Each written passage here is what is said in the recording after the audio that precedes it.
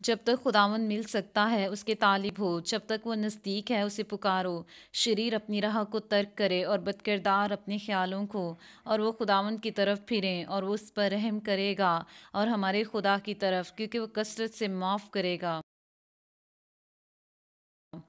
خداوند شکستہ دلوں کے نزدیک ہے اور خستہ جانوں کو بچاتا ہے۔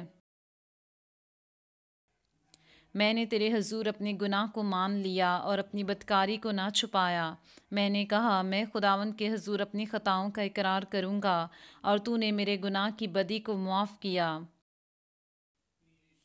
اگر اپنے گناہوں کا اقرار کریں تو وہ ہمارے گناہوں کے معاف کرنے اور ہمیں ساری ناراستی سے پاک کرنے میں سچا اور عادل ہے۔